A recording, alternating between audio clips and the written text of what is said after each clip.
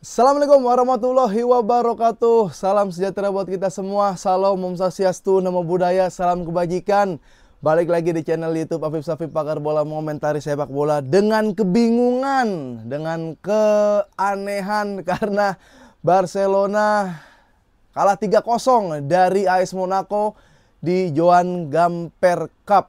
Ya, ini piala yang dibikin sendiri, turnamen yang diusung sendiri. Sebagai panitia dia juga main tapi kalah. Nah, kenapa bisa kalah? Apa aja faktor-faktor yang menyebabkan Barcelona kalah? Haruskah Barcelona kalah? Harus. Dalam pramusim nggak apa-apa.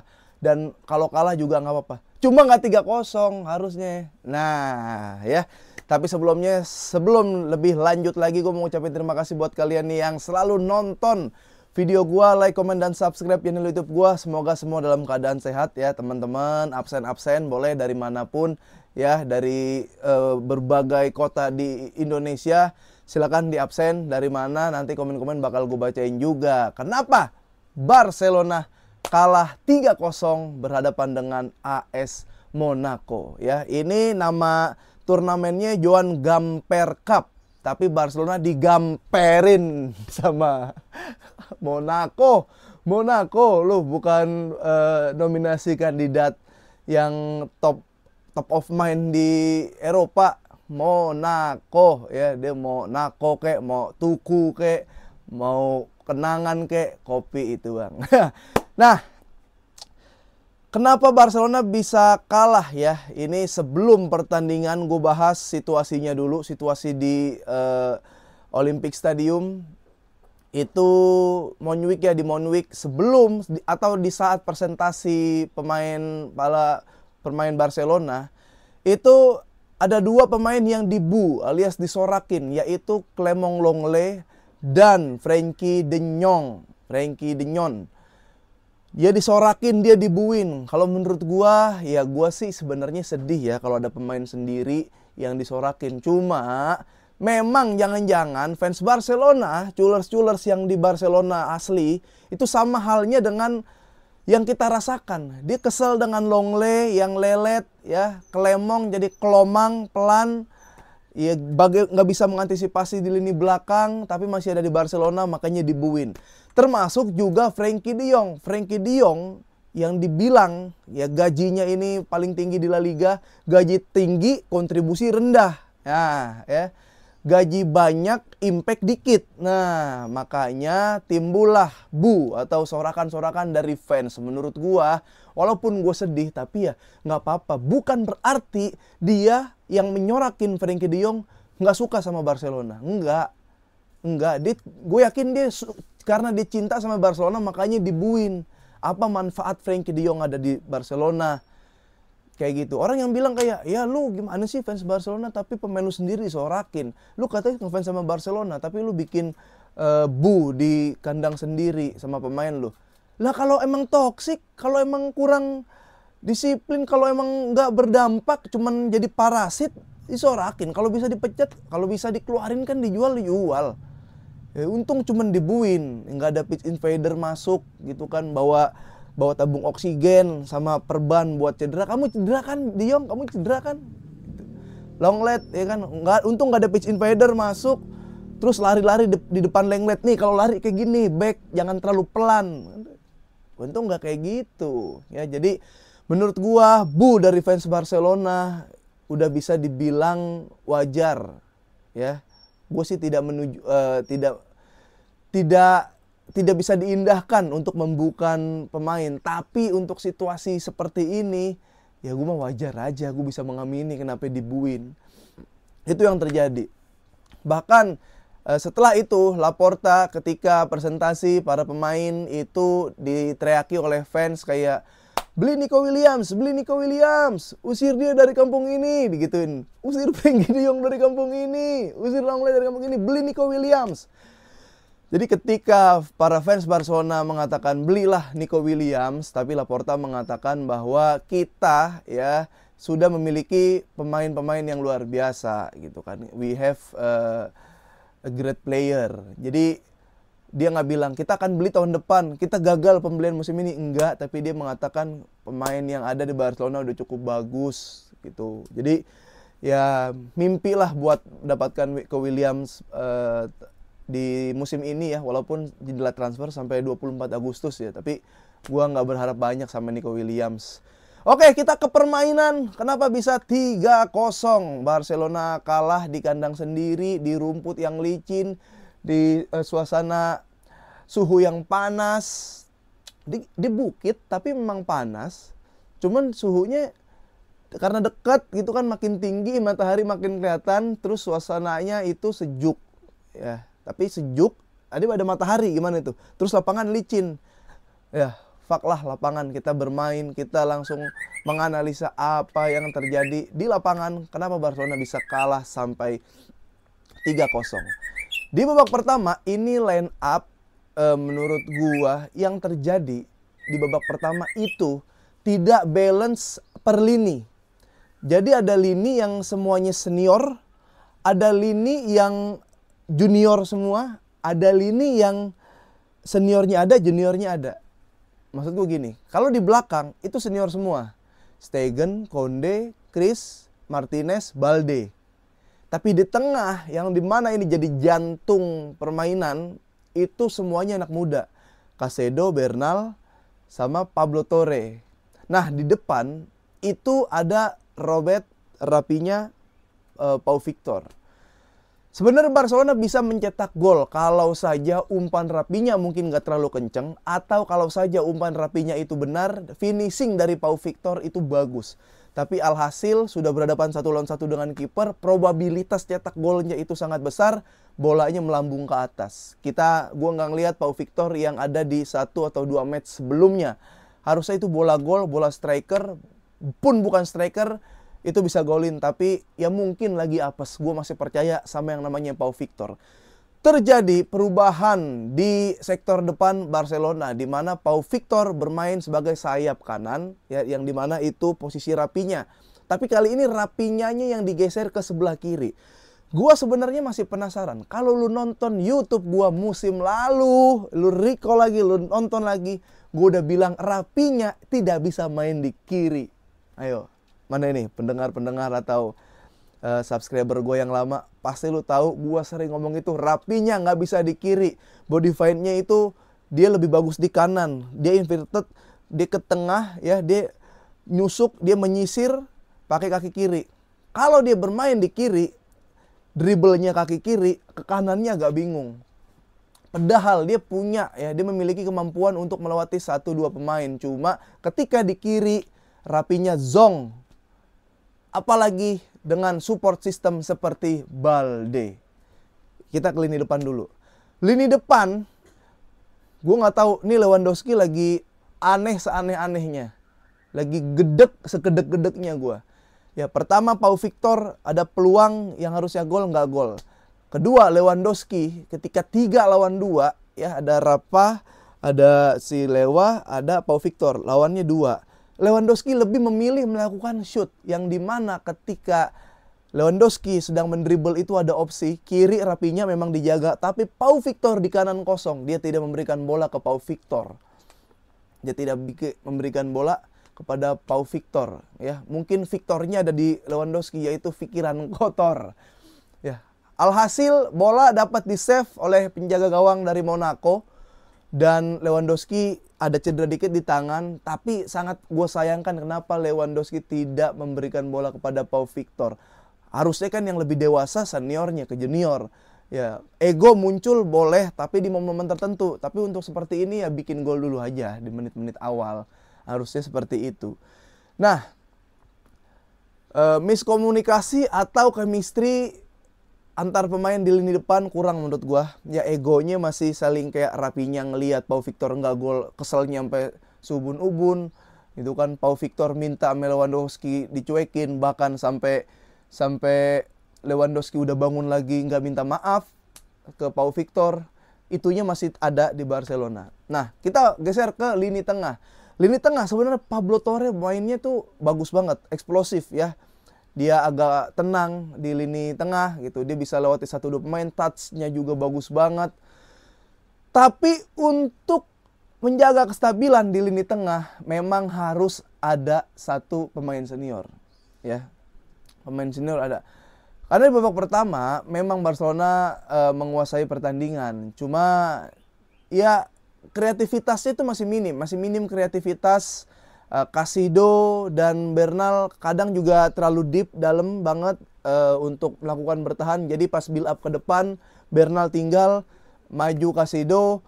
Ya dia udah capek mungkin, petugas Pablo Torre di situ. Jadi koordinasi di lini tengah karena anak muda semua mungkin lebih butuh jam terbang, menit bermain lebih butuh ya. Dibutuhkan jam terbang di situ. Makanya babak kedua itu dimasukin Gundo. Akhirnya Gundo kan cedera juga tuh. Gue ngerasa kalau yang namanya pemain muda emang harus banyak melakukan kesalahan. Dan kesalahan itu bisa di-save di memori sehingga mendapatkan jam terbang. Dia udah tahu harus ngapain besok-besoknya atau afternya dia harus ngapain. Tapi untuk tiga-tiganya ada pemain muda, ini gue agak belum terlalu percaya. Marc Bernal gimana, Casido gimana, nanti kita mau pemain senior, dan Pablo Torre. Mungkin opsinya adalah ya Casido bisa ditarik Gundo, Bernal sama Gundo, benar kayak di babak kedua. Atau Pablo Torre-nya yang diganti Pedri gitu, atau Frenkie de Jong-nya yang dijual bukan dimainin ya. Jadi lini tengah itu banyak ya, mungkin bisa Fermin, masih 21 sih umurnya. Fermin, Casido, Fermin, Marc Bernal gitu. Ada satu yang seniornya, Gundo lah. Gundo tuh jangan sampai hilang menurut gua. Mungkin lu bingung, Gundo aslinya mana posisinya? Dia box to box bisa, IMF bisa, defense juga bisa. Jadi kalau Frenkie de Jong aja, Frenkie de Jong normal, senormal-normalnya ya, gajinya juga nggak terlalu gede, taruh lah Frenkie de Jong di tengah. Itu oke lah, bisa duet sama Bernal ya. Frenkie yang lebih mobile. Tapi kalau Frenkie keluar, ya memang harusnya Gundo yang naik turun dan harus ada yang ngejagain satu senior di lini tengah. Oke, di lini belakang babak pertama nggak ada masalah. Lini belakang hancur ketika babak kedua. Itu siapa ya namanya? Dominguez ya, Dominguez. Ini gol babak kedua, gol aneh-aneh semua menurut gua, ya. Gol pertama adalah miskom di lini belakang Barcelona. Menurut gue terjadinya gol di babak pertama dan kekalahan Barcelona itu gara-gara pelurunya dia sendiri. Ya, dia press terlalu tinggi sama dia berani build up dari belakang. Memang jadi seru pertandingan, cuma resiko dari permainan seperti itu juga besar. Dan kalau lu lagi mendapatkan resikonya, ini yang terjadi. Martinez, Inigo memberikan passing kepada Bernal. Ketika itu Bernal udah scanning di belakang, tapi dia scanningnya hanya di kiri. Dia nggak tahu ada di belakang. Harusnya ya secara praktek di lapangan, kalau memang itu pemain yang press lebih dekat kepada Bernal dan kemungkinan Bernal di press, harusnya Martinez nggak oper ke situ. Nah, tapi mungkin di sana situasinya adalah memang masih jauh, cuman terlalu cepat. Kalau memang di situ masih jauh, Martinez bagus umpan ke Bernal, tapi Bernalnya kelamaan. Nah, jadi ini harusnya miskom. Ketika Bernal kelamaan, bisa aja yang belakang teriak, Stegen teriak kayak awas musuh atau apalah gitu kan. Awas bulldog di belakang atau awas ada kontainer gitu. Teriak apapun aja untuk ngasih tahu kalau di belakang lo lagi ada yang pressing. Ini nggak ada dan akhirnya bolanya lepas, dicongkel lah Ter Stegen. Bahkan gol kedua, ini gara-gara ngepres atas Barcelona, kecolongan di lini tengah. Dari lini tengah Minamino dapat bola, dia punya kecepatan, dia punya eksplosivitas. Anehnya adalah Balde ini nggak simetris. Gini, harusnya dulu waktu zaman libero sama stopper, mereka lah dua orang yang mengatur lini belakang dan dialah orang yang terakhir. Tapi tidak dengan Barcelona sekarang. Udah bukan nggak simetris lagi. Balde ada di belakang Martinez, ada di belakang entah siapa main Barcelona. Sehingga ketika dioper ke Embole, semua menganggap kayak offside kali nih. Padahal ada Balde di situ yang ngaur mainnya. Akhirnya semua hanya bisa menonton, menyaksikan Ter Stegen dicongkel lagi ya, one shot one goal untuk Ter Stegen. Nah, ya gol ketiga pun sama, ini lemah dari sisi kanan ya, Hector Ford ya apa ya di situ ya, digantiin Balde. Nah, terlepas dari skor 3-0, apa aja yang harus dibenahin? Ini kacau menurut gue ini. Ini harus banget ada.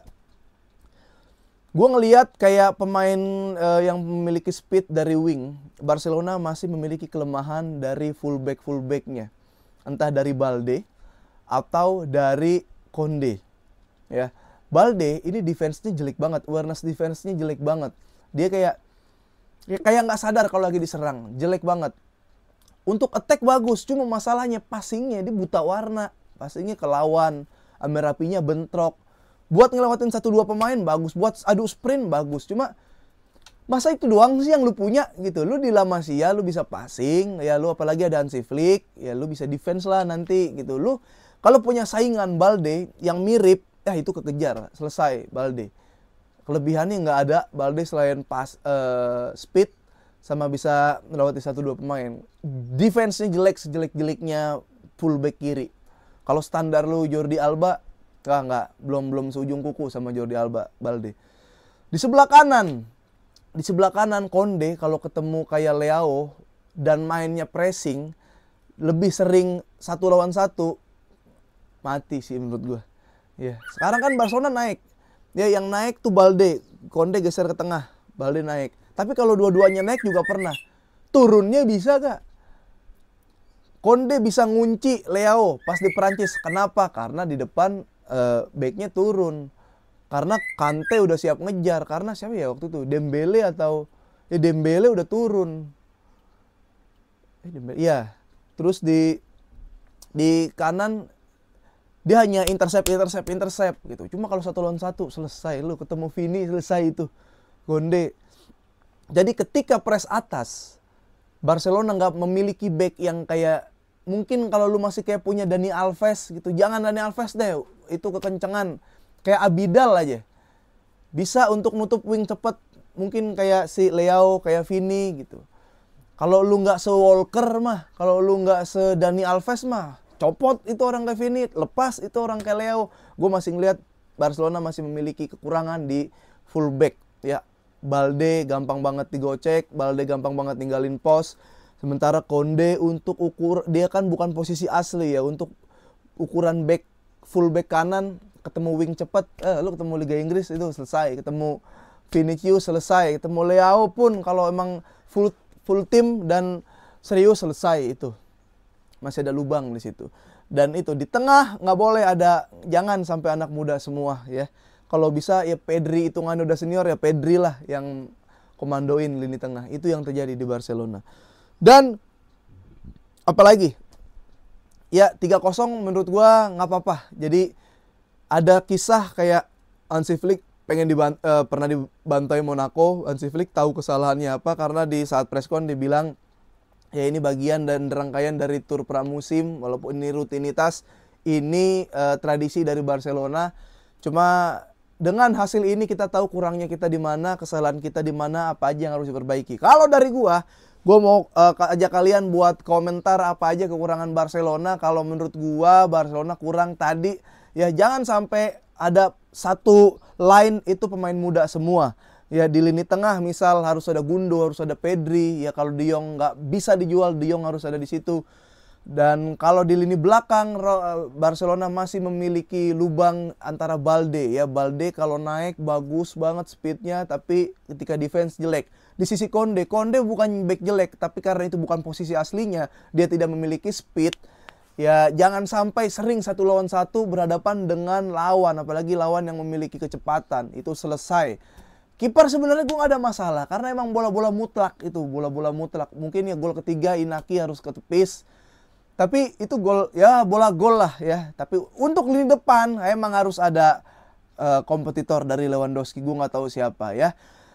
Olmo bisa nanti, atau kita sebenarnya masih butuh, karena gue sebenarnya yang bikin gue masih penasaran, bisa gak Pau Victor itu main di kiri, Rapinya tetap di kanan. Karena kalau di kanan itu tempatnya Lamine Yamal, nggak ada yang bola otak-atik Lamine Yamal. Rapinya di kiri udah nggak bisa Rapinya.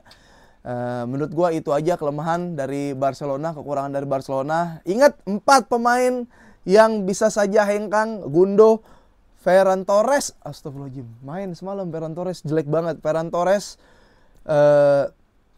Rapinya, dan Frenkie de Jong. Jangan kaget kalau salah satu dari mereka ada yang cabut nanti, tapi gue berharap siapapun yang cabut ya baik-baik aja lah, mau Frenkie de Jong mau siapa ya, dan gua harap dalam akhir-akhir musim transfer ini Barcelona bisa mendatangkan wing ya, entah Chiesa ataupun Coman, yang penting bisa main wing. Polanya sama, mirip-mirip Lamine Yamal, bisa nusuk, karena 4-2-3-1 dari Flick itu dia sebenarnya pengen fullbacknya itu overlap ke atas, dia bikin 3, Christensen dan Martinez begini membuka, Marc Bernal agak turun. Jadi ketika nyerang itu udah ada juga grafisnya, ketika nyerang menjadi 3-2-5 ya. 3-3-nya itu si siapa? Martinez, Marc Bernal sama Christensen. 2-nya itu ada Caicedo, Pablo Torre. Selebihnya itu semua di atas. Oke, gitu aja. Silakan di komen apa aja kekurangan Barcelona dan kira-kira dapat gak ya Coman ya untuk gabung ke Barcelona. Gitu aja. Terima kasih teman-teman yang selalu nonton, like, komen, dan subscribe channel YouTube gue. Semoga kalian semua dalam keadaan sehat walafiat, yang lagi sakit diangkat penyakitnya, yang lagi kerja ya diberikan kesuksesan yang lebih. Gitu aja. Terima kasih. Selamat datang penonton baru dari TikTok. Jangan bosan-bosan. Bisa kalian subscribe biar kalian tahu kalau gue lagi upload video. Oke, sampai ketemu.